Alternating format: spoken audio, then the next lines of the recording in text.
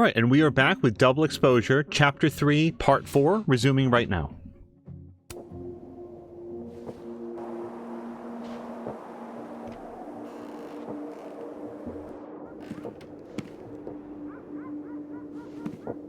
We now return to your regularly scheduled fuckery.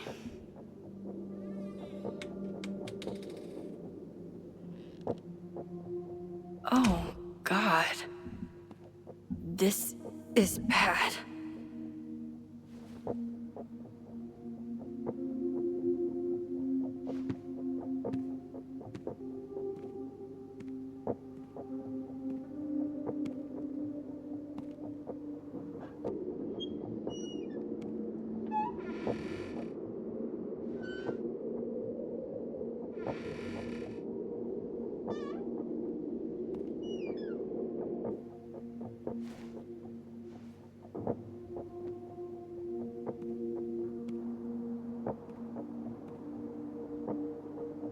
Whoever was here really messed this place up. What were they looking for? There goes my security deposit. Pending it. I apologize. Pending additional information, the photograph. Looks like whoever was here is gone now. Thank God. I thought there was no snow on the back patio, the back deck there. However, I would surely want to see if there was any footprints beyond that. It would be very interesting to know if they were a perfect match for Max's own shoe size or a different shoe size. No. All my Arcadia Bay stuff. What the hell do they want with this?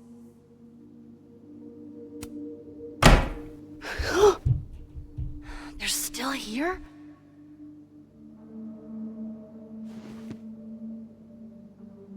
Fuck! I think they just went into the dark room.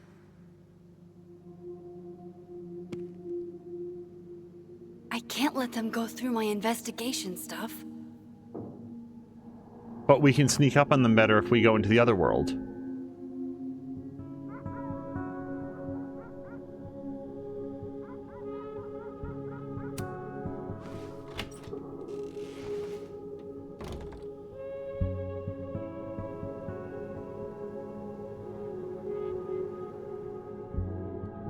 There you are, asshole. Show me your face. Damn it.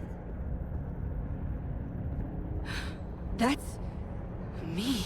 What in the fucking fuck is going on?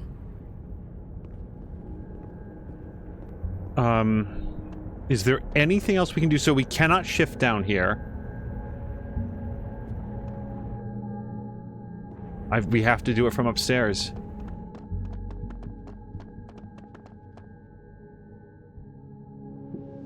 Oh, I was trying to open the door. But before we go, there's a lot of urgency in this moment, and I just want to take a look around to see if there's any, what's it called? Polaroids or anything. I don't think it's a coincidence that the other me was looking through these. Everything's still here where it belongs.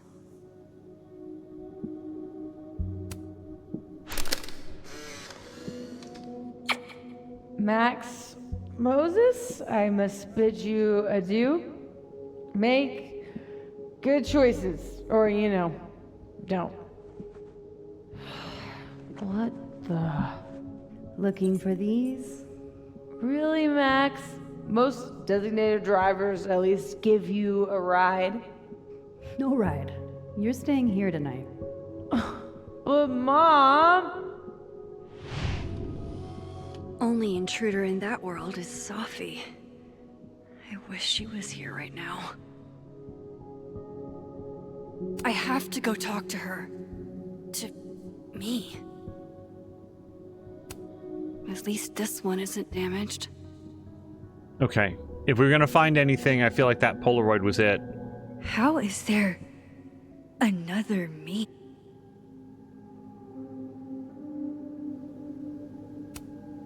Everybody knows that bad shit happens in basements.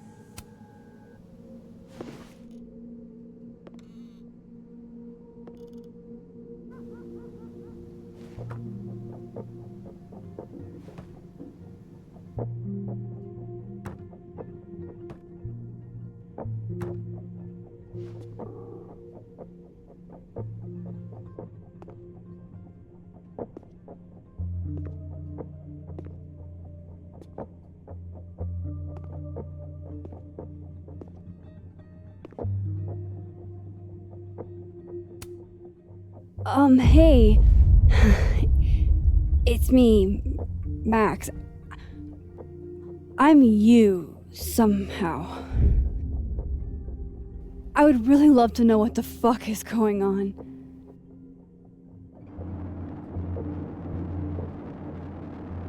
You weren't supposed to be home. What? Why wouldn't I be home? Wait!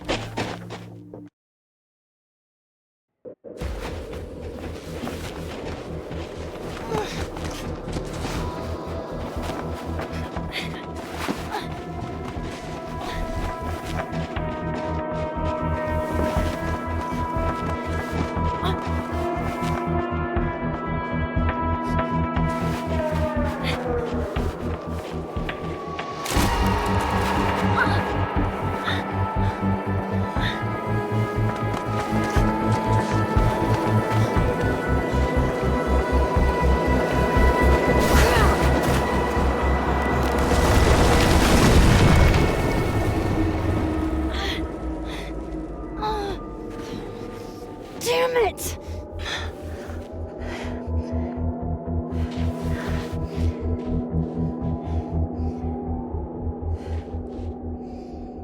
Now how do I get across?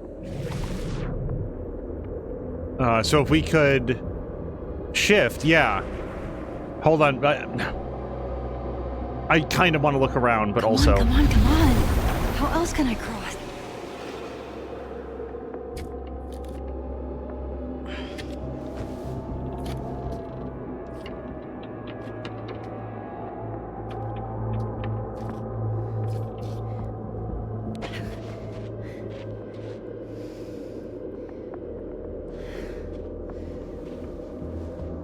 No doorways to the other world on this side of the log. I need to find a way to track her from this timeline. Shit. How do I know which way?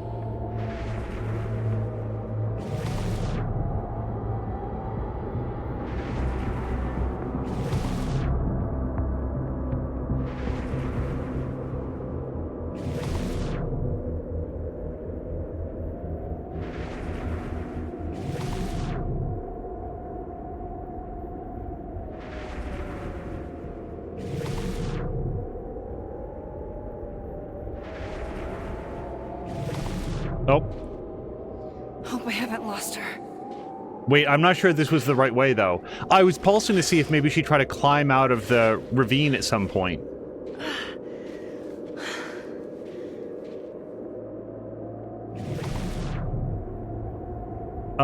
You guys, I'm not sure that this was the right way, though. Shit. I almost got her. Oh, Max, I hope you're right. Damn it. I can't go back.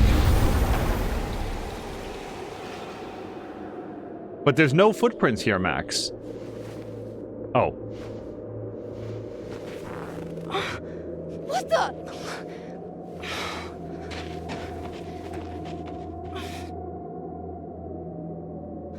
Stop! For fuck's sake, just stop! All right. You caught me. Now what? Now what?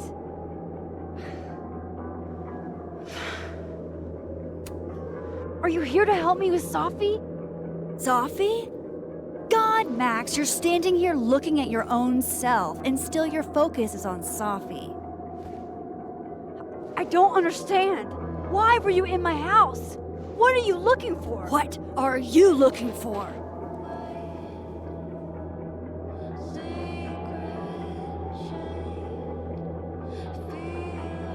All that stuff in your dark room about Lucas, about Vin, about Gwen?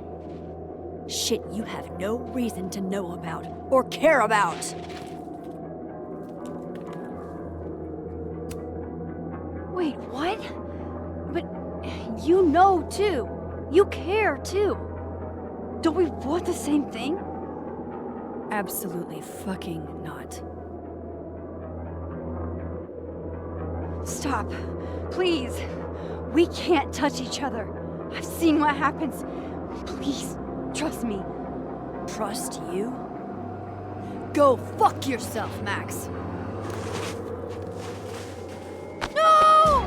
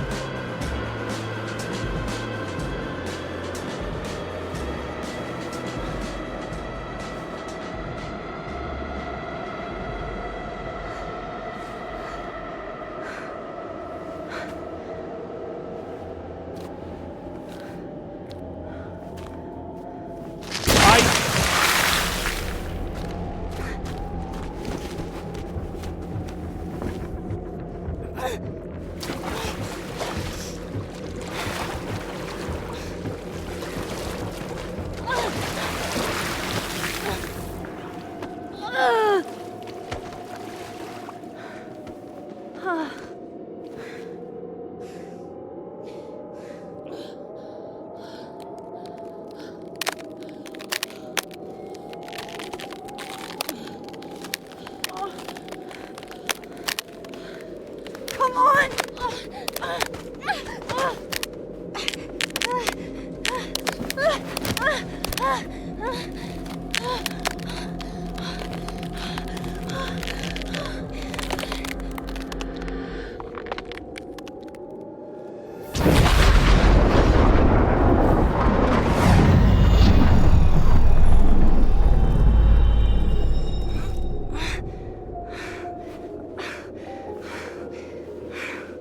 What the fuck was that, Supermax? Come on. Let's get you warm. I always said you were too soft for academia.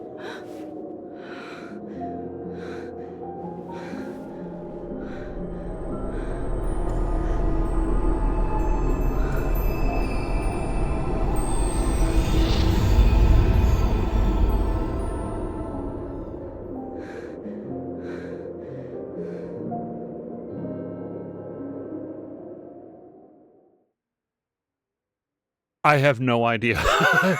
No idea. I have no idea.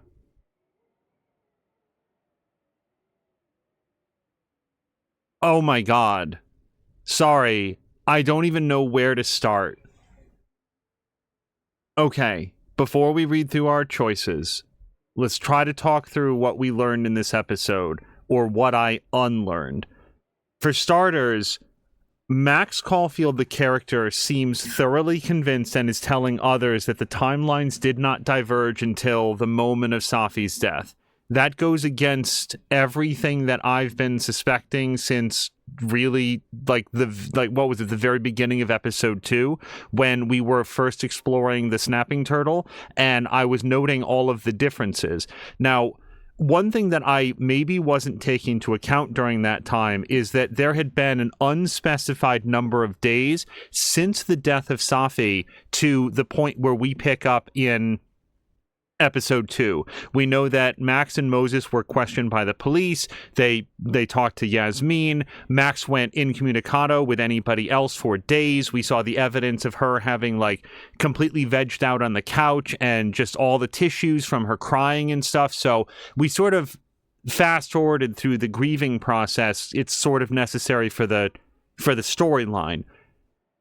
Now, it is conceivable that during that time, all of the things that I took to be as differences in the timeline, like the difference for the Tiny Tina mural and stuff, it is an art school.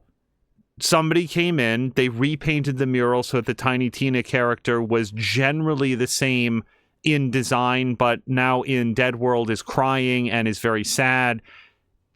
It just, the reason that it never occurred to me that that was done in response to the death of Safi was because, like, Safi was to the Snapping Turtle one of dozens of regulars. It's sad, but to repaint the entire wall,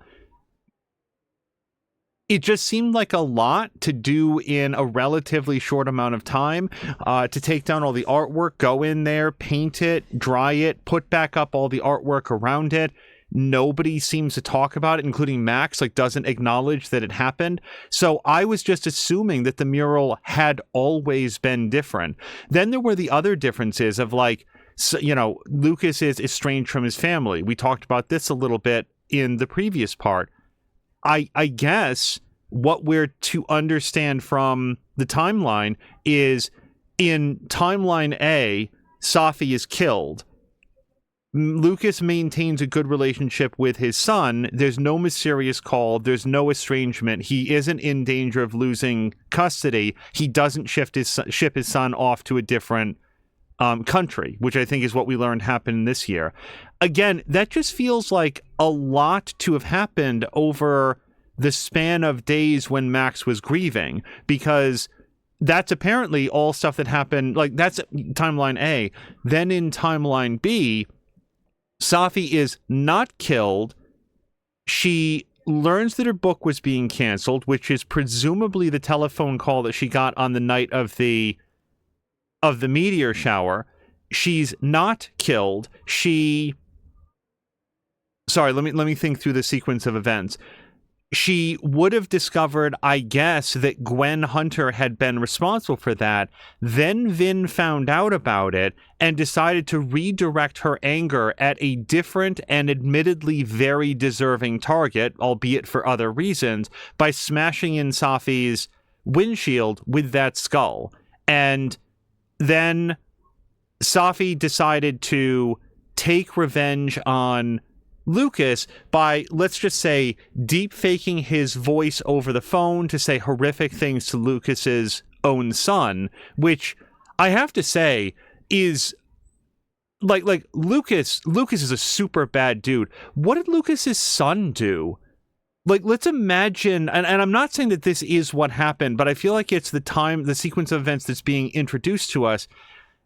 Lucas's son is blameless in all of this. Like, what did he do? Why are we psychologically scarring him to hate his father? Like, that just, it seems like we're just making a victim out of Lucas's son for something that the son had nothing to do with. I have no idea what quality of father Lucas is. He's a shitty teacher. He's an awful person.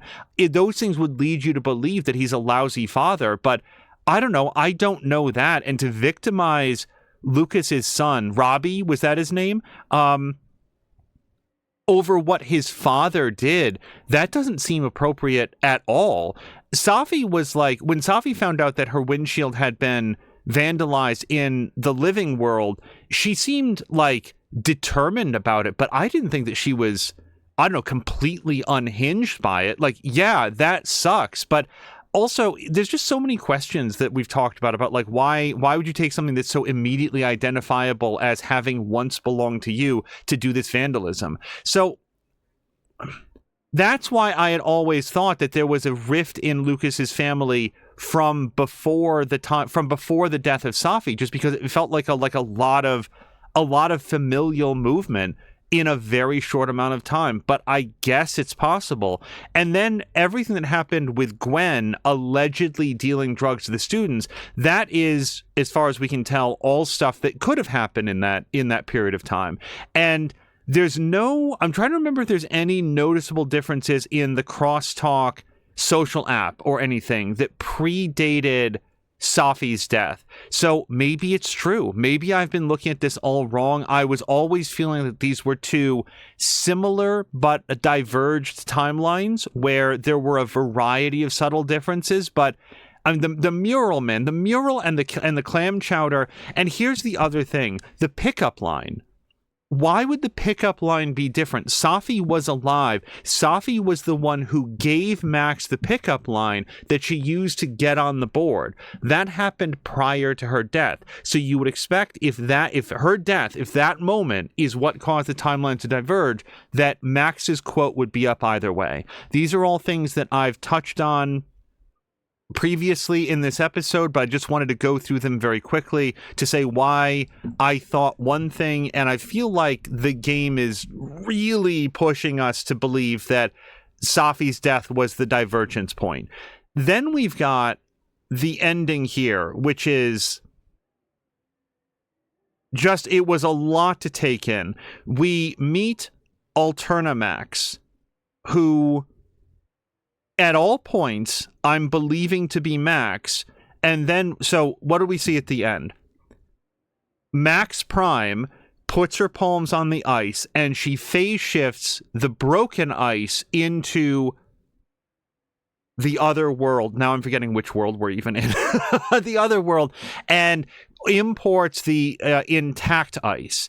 And Alternamax is surprised by that, and then like basically collapses, which I have to say, just I was glad to see that, because you don't just pop back up out of sub-zero ice, and I know it's not sub-zero, but I'm just saying like freezing cold water, being submerged in freezing cold water, like in all of your woolen clothes, it's gonna like hold that cold water in. They all got soaked through, and you just pop back up and say, okay, that's great, let's go for s'mores. Like, no, you're gonna be hypothermic really dangerously very quickly. So when Alternamax is passing out, that's what I think we're seeing. Like, she is succumbing to hypothermia. I'm like, oh my god, regular Max, you have to get her someplace warm 5 minutes ago. Like, go. And instead, she de-holograms, and it turns out that it's Safi. And like, I don't feel like Alternamax was replaced by Safi, because the Safi that we see there at the end had the scratches on her cheek, which means no, like, I don't get it. I don't understand. Like, I called it a hologram a second ago, but a hologram wouldn't get scratched, and Safi's face was scratched. So there's so many questions. Also, unless I'm misremembering, isn't Safi like significantly taller than Max? So is it a shapeshifter? Why would it shapeshift back into Safi? Unless Safi is a shapeshifter, why would she be looking like Max? Like, there's so many questions that get introduced here, and you immediately want to go to the next chapter and see what's happening. Like, I don't even have a solid guess. These are all things, by the way, that occur long after the first part of the episode, when Max puts her hands on the counter and she projects herself back through the photograph, and she is in fact holding the gun pointing it at Safi, and the Category 5 tornado is destroying Caledon behind her, exactly like what would have happened in Arcadia Bay. But Safi is like, come on, just do it. This is what it's like to get the perfect picture. She's borderline like taunting Max, and it's like, there was a lot in that scene that I just don't have any way to put together, followed by the fact that there's like where she collapsed, the snowdrop flowers. We didn't talk about that at the end of the last episode, but that's another element to this. Here's the other thing to consider is Alternamax / Safi at the end didn't use and seemed surprised by regular Max's abilities. At first, I thought like, oh, she was just surprised and annoyed that Max was able to keep up with her, and like, shit, right, this other Max also has powers. But what if it's not that? What if Safi has abilities? Like, let's think who we know. We've got Max, we've got Alex Chen, we've got not Nick and Chris. That's a different franchise altogether. Life is Strange 2. What are their names? It's completely escaping me right now. It'll come to me 5 minutes after I need it. There's other people with powers in this universe. What if this Safi can shapeshift? Hold on. Because I'm just saying, that might resolve a lot of questions that we've had. What if Safi can shapeshift? Safi is Alterna Gwen. You guys, if Safi also has powers, see, this is where I'm going to get confused about the two different timelines.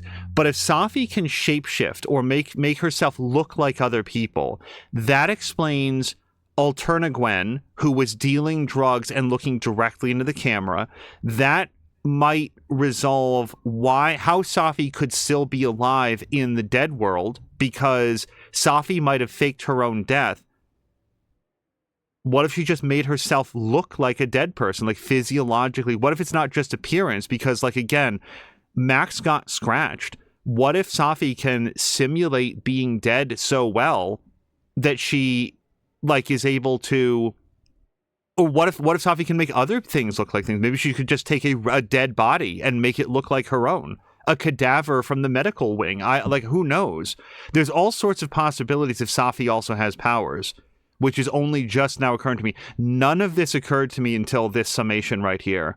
But it's actually the thing that might make sense. It might pull everything together, because an alternate version of Gwen trying to frame Gwen Hunter just didn't make any sense at all. However, if Safi knows that Gwen tried to spike the book deal and take it away from her, what better vengeance could there possibly be than to take away Gwen's job and authority? Also, you don't have to AI deepfake. You guys, Robbie, Lucas's son, didn't say that Lucas said something over the phone. The only reason I was going for deepfaking was, how else would you ever convince Robbie that his own father had said it? But what if you could shapeshift? What if you could make yourself look and sound exactly like Lucas Colmenero and then go over to his house and say awful, vicious things to his kid? And that's all happening in the dead world, isn't it? Am I remembering this correctly? Or no, is it... Oh, God, it's the dead versus alive world. I really appreciate the fact that Max, the character, is alternatively getting confused herself, or it at least brings up dialogue choices that test to see if you have been getting confused, because I'm so confused. And I really think that that's intentional. Like, kudos, like trying to keep the different running timelines different, what conversations we've learned from who at what point, what our relationships are. I'm going on record right now, and you guys, like, I can't prove this.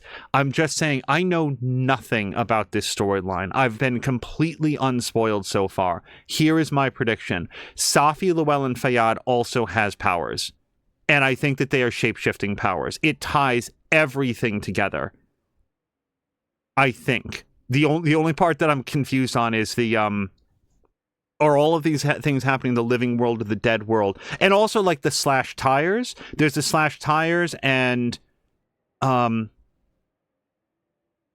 else? So the only question, so there is one thing that it doesn't tie together, which is the moment when Max travels through the photograph and sees the tornado and was aiming the gun at Safi. I really want to see that scene again. I want to hear everything that Safi said, because Max is Max. Max is always Max, but now I'm starting to feel like Safi can be different people. At that exact moment, she was Safi. And by the way, I'm going to continue with the presumption that Safi is Safi, and that then Safi can shapeshift into other people. Because if there was a Safi Llewellyn Fayyad who never had any powers, and now somebody has come along and when they get knocked out, they transform back into Safi, it's too far gone. Point. Let's assume that Safi has powers, and we'll be going into part 4, chapter 4, with that next week. What a twisting story. If we just figured it out, I'll be like, a little impressed with how they've concocted a mystery that I think makes sense.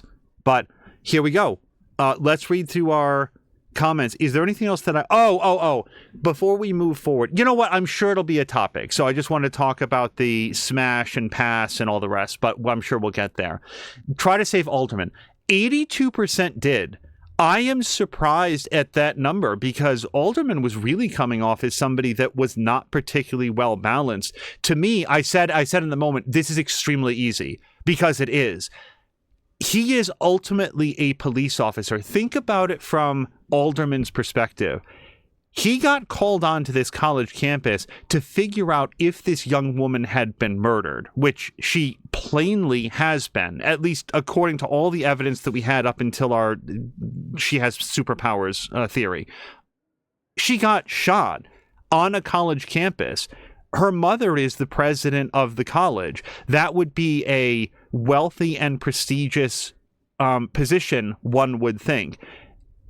In America, that matters a lot. Should it? No. In America, that matters a lot. So here he is on a high-profile case to try to figure out what happened to the daughter of the college president.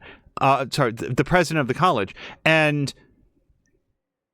the pieces aren't adding together. And here he is. He sees something that cannot be explained through any rational means that he knows as a detective, which is a ghostly visage of himself. And I was at first watching to see, would Ghost Alderman recognize regular Alderman? Because I have to say, there was a very rapid transition to Max and Moses suddenly hiding behind the bench. I feel like we lost a brief scene of them deciding to hide or whatever, but whatever, they're there. And then when they, I just assumed that they would move through each other, that they weren't occupying the same time, even if they were in the same space. But no, then they made physical contact. So now here's Alderman, who, I have to say, kind of comes off like a huge dickweed. However, his motivations, as far as I know, are pure. And if this guy's an asshole, and as an asshole brings to justice the murderer of this young woman, I feel like he can afford to be an asshole. Like, if he gets the person that did it, all I'm saying is that if a family member of mine was murdered, the cops that solve the case and bring the killer to justice can be as much of a dickhead as they want to be if they get the job done and it's above board and they're doing it correctly. They get the right person, is what I'm saying. So, yeah. Does Alderman deserve to be winked out of existence due to this? Retroactively removed from the timeline? I don't think so. And by the way, I have all sorts of questions about that. That is clearly not a Safi power that I can tell. What else is happening in Caledon with like that? I don't know. There's a lot. This episode introduced a lot. Alderman presumably had friends and a family. We heard something about somebody that was allegedly, we would come to believe that was his mother.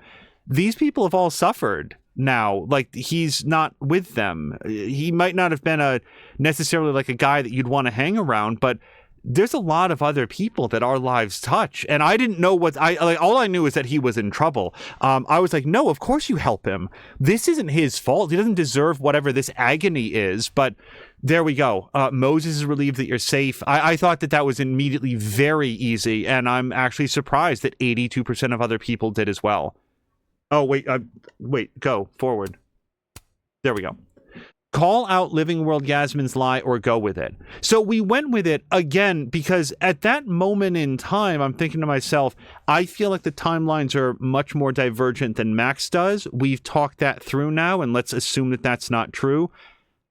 Calling out, Yasmin is the president of the college. She is Max's boss. I feel like calling her out when Max herself doesn't have any particular evidence. She knows what she's heard. She knows what she's been told. But Yasmin might also simply be wrong. She need not be lying. I don't think she is. I think that she is maybe trying to mislead Max. I don't know why. She must know Max well enough to know that Max is curious and determined and that she and Safi are friends. This was Living World Yasmin, if I remember correctly. Yeah, Living World Yasmin's lie. So, as a lie, it doesn't make very much sense. As either a presentation of the truth or Yasmin's understanding of the truth, that makes a lot of sense. So yeah, 75% going with it? Absolutely. Yasmin trusts you as an ally. Okay, I don't know that I am an ally, but I will take her trust and exploit it to get to the truth of the matter. Kiss Living World Amanda. Wow, 70%. So this is where I was about to start. So 12% was pull away and 18% didn't get the opportunity. Parentheses, 18% of people kissed Vin, I would think. Because, yeah, if you kiss Vin at the bar right in front of Amanda, I can't imagine that she's willing to, like, pull in after that. Amanda is thrilled with the kiss, but she wants to take it slow. I understand, and can I share, when Max was hot to trot, like, we should sleep on it. Oh, do you mean in my bed? Max. You spend at least 50% of your time in an alternate reality.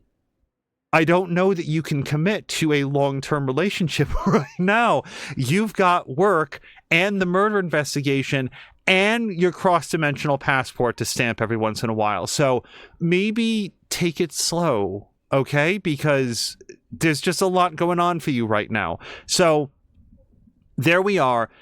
That's what I wanted to get to. It's not Vin. It was never going to be Vin. It's not going to be Moses because Moses is in a relationship and Reggie's a student. And I mean, who else do we even know? I'm trying to think of who we even know.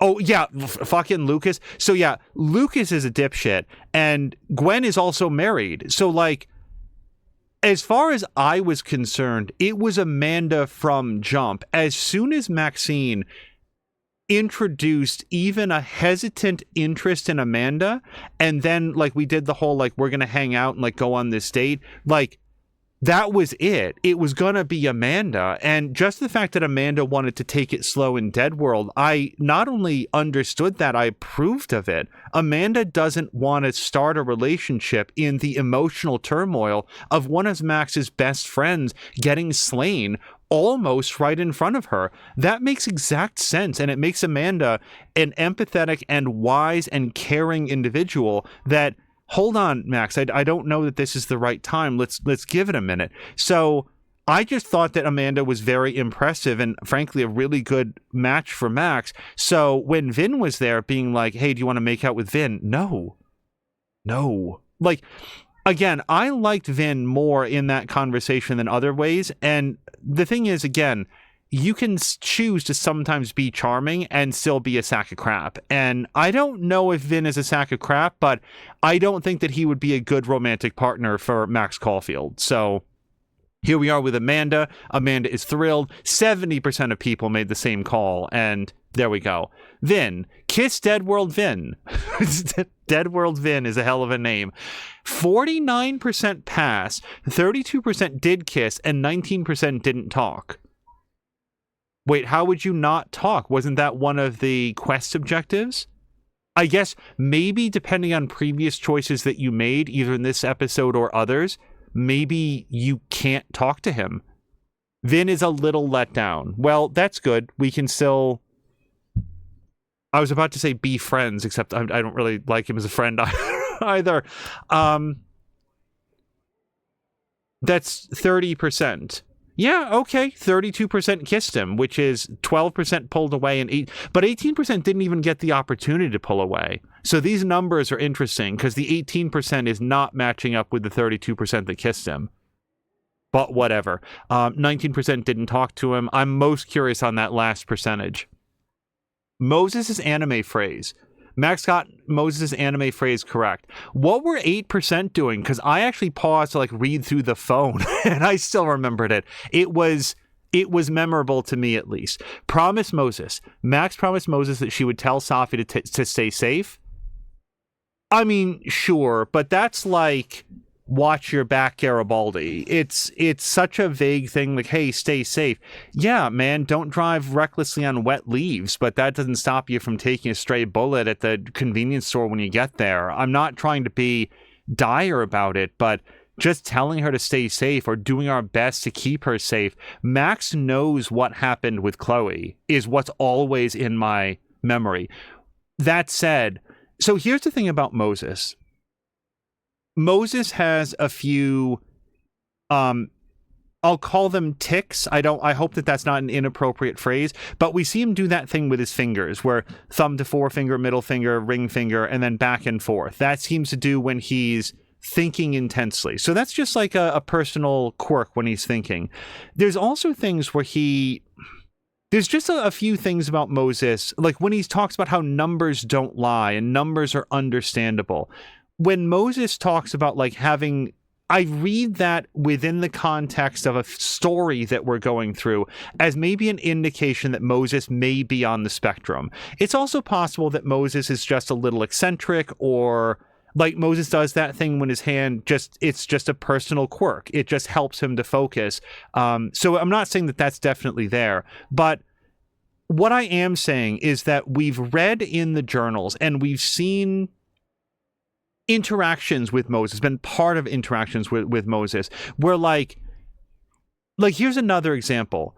In the previous episode, Maxine took the card from Alderman and agreed to tell him anything that she found out, anything she could think of day or night, she would definitely go help him out. And then did this while simultaneously retrieving the incriminating camera from Moses's laboratory. And for Moses to come away from that interaction believing anything other than Maxine is 150% on his side just doesn't track, because she's helping to get back the incriminating evidence, Moses. If she wanted to frame you, she could just not do that. And yet that was still a concern that Moses had. It's those things, that sort of like skewing or like predilection towards mistrust, panic, or feeling like he's not reading the social cues successfully. All of that was in my mind when I had Max promise Moses. See, I wasn't thinking about like tell Safi to stay safe. I thought that she was promising to keep alternate Safi safe. And I felt like the smartest thing to do in that was to make that promise, because you know what? Maybe Max can't deliver on that promise. Maybe in that moment she's thinking about what happened to Chloe, and all versions of Safi are always going to wind up dead. That's what I was thinking in that moment. But if we feel like Moses might be a little bit prone to like catastrophizing and like anxiety and feeling nervous about it, why not tell him at least what our heartfelt intent is? It's not a lie in this case, if you believe it, that Max is going to do everything that she can to keep Safi safe. It might be outside of her control, but why say that to Moses? Why amp up his level of his anxiety about it when you know something? We can't always predict the future, but you can say to somebody, you're going to be just fine, if that's what you earnestly believe. And that's what she's sharing with Moses. You can't go through your entire life equivocating, well, I don't know, you'll probably be fine. Then again, a runaway driver could just run up on the sidewalk and plow you dead tomorrow. Like, what good is that? You can't live your life like that. So, wrong timeline, Loretta. Max mixed up her Lorettas. I sure did. 100%. I am heartened that at least 44% of other people did as well. Phone Guy's grade. Of course we left Phone Guy's grade alone. I don't know why we're calling him Phone Guy. Did we read about that in Max's phone at some point? But no, I didn't change Loretta's grade. I'm not changing Phone Guy's grade. I'm not their professor. Their professor decides what they get. I don't understand how Max vandalizing the grades of a professor is possibly going to help or hurt the students that are there. I don't know. It just seems nasty or like in Phone Guy's position. I don't know this guy. I don't know if he's doing good work. Maybe turned in a Garfield cartoon. I have no idea. Phone project installation. 1%. Max talked to the future at the phone art project. Wait, I talked to the future. 26%. Max talked to the future and heard from the past at the phone. Oh, 1% only did one side of it. Okay. And then 26% talked to the future and heard from the past. 73%. Max did not talk to the future or hear from the past of the phone art project. Wow. That's a large majority of people didn't even interact. That's interesting. Giving Vin a secret. 41%. Mine was Max told Vin that Lucas wanted a restraining order against Safi. That was the safest thing to share.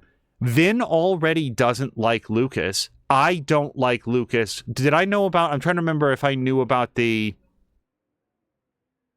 plagiarism at that exact moment.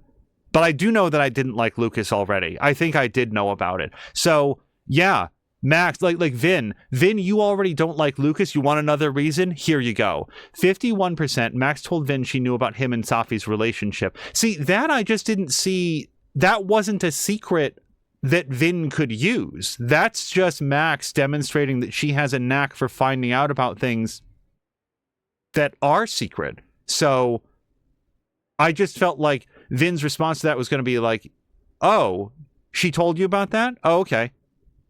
Sorry, you were going to say a secret. Like, so I just didn't see the benefit of that. I did consider it, but was like, no, here's something Vin doesn't know, reaffirm something that he believes about Lucas that I agree with, and would legitimately be a secret because, yeah, Lucas is just a crappy person. By the way, not as crappy, I don't think, as somebody that would perhaps shapeshift into his form and then emotionally abuse his son. I'm just really going to go on record that feels unforgivable to me. His son didn't have anything to do with this. Sorry, I will go on, but I really want to home in on that because if it is true, our theory that Safi is like shapeshifting and doing that, and she did that, no. Like, I'm not willing to futz with a grade to change it from a B to a B minus. I'm sure as shit not going to call up somebody's like 7-year-old brother and say, "Oh, let me give you some dirt on your older sibling and what a horrible person they are." But like pretend to be the sibling. It's okay. Moving on. 8%. Max told Vin that Gwen was framed for dealing drugs. Again, that's not a secret. That's a supposition. I didn't say that because I feel like that's what I believe. At this moment, I have no way to prove it. So how is that a secret? Vin, let me let you in on a little secret. Gwen was framed for dealing drugs. Oh yeah? How? I don't know. It's a terrible secret. Feeding Diamond info. 58%. Max told Diamond that Vin said Maya had mental health problems. Which again, I shared that with Diamond because even if Diamond doesn't know it, it was a public statement. So it's not a secret. We're not spilling tea. We're not spreading rumors that Maya had mental health problems. By the way, we have to talk about Maya in respect with our like Safi theory. But let's do that in a second. The alternative, 42% Max told Diamond that Yasmin asked Vin to make a statement. That second thing is, I believe, A, true, and B, much more incendiary. Presumably, Max would also share what the statement was. But Max spreading rumors about her boss, if that would get back to Yasmin, and word travels fast, and Maxine was able to put together the pieces, she seems pretty sharp, it just seems to me like that would put Max's position at the college, and as like having an in with the college president, in severe jeopardy. That's how you just get not invited back for the next semester. So, yeah, that's the decision that I made. Here's the thing. A, I just feel like it's somewhat realistic that Max would have at least one brain cell dedicated to preserving her job, which seems to be at a place that she likes with people that she likes. Not at the expense of like solving the mystery, but also you can't investigate the mystery if the police walk you off college campus and say, "You're out, don't come back, here's your restraining order." So yeah, I feel like playing it low and cool with the president for now until we have something that we can prove is the wiser course of action. Max's choice of drink. Max ordered something strong from Amanda. Oh shit, if anybody needs it. Like, and by the way, I will confess that when Max was sitting at the bar with Vin, I was thinking to myself, okay, I'm stone cold sober. Can we go back to that one? I'm stone cold sober.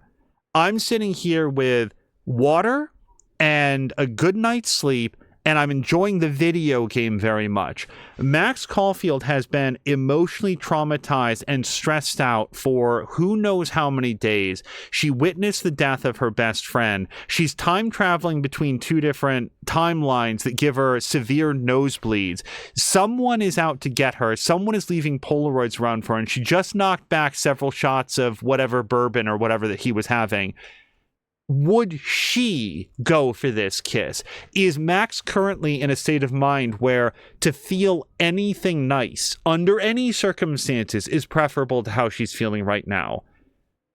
And then I was like, but it's Finn. Like, this guy. So I did at least consider it and be like, no, man. And I will share, what absolutely pushed it over was the realization that, like, Amanda has to be, like, within arm's reach plus about 2 feet. Like, she's got to be right there. She could hit Max with her shoe. So to, like, kiss this dude in front of the girl that we're actually interested in, no way. So there we go. Order something strong. But yeah, strong, definitely there. Definitely, like, Amanda, you hit me with the strongest shit you got. Something sweet, or 1%. Max did not order a drink. Again, I didn't see that option, so 1% got a very different sequence of events that led them to that point, I think. Snapping turtle moment of reflection. We did it. Twice, actually. Sorry about that. Smash or pass. Max would smash one of her colleagues in Smash or pass. Yeah, and again, like, I'll tell you this. My immediate reaction was like, no, Moses is in a relationship. Boy, I called him Reggie for the longest time. Now I'm calling him Lucas. Moses is in a relationship. So no, like, that just in my head is immediately off the market. And there was like, but come on, it's a game. Again, Max has been stressed out. Max is, knocked back a couple. She's getting a little bit loose. Sure. Moses, good looking guy. Some of her colleagues, all of her colleagues, hold on, look at the percentages here. The highest was one of her colleagues. 24% would be some of them.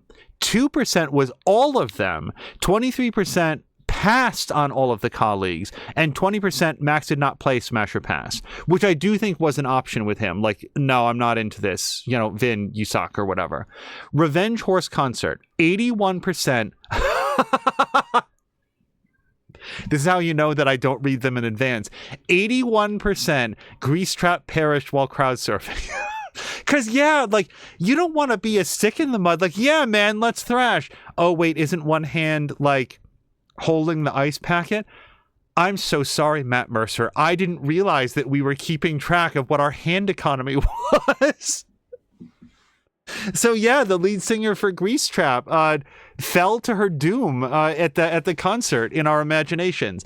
18% Grease Trap survived, and 1% Max didn't attend the quote-unquote concert. 1%, like, there was the option of, like, just leave me here to mope.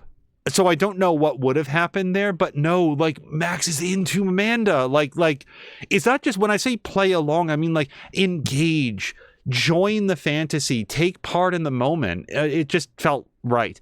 Intruder alert, 22%. Max found the intruder using powers and clues.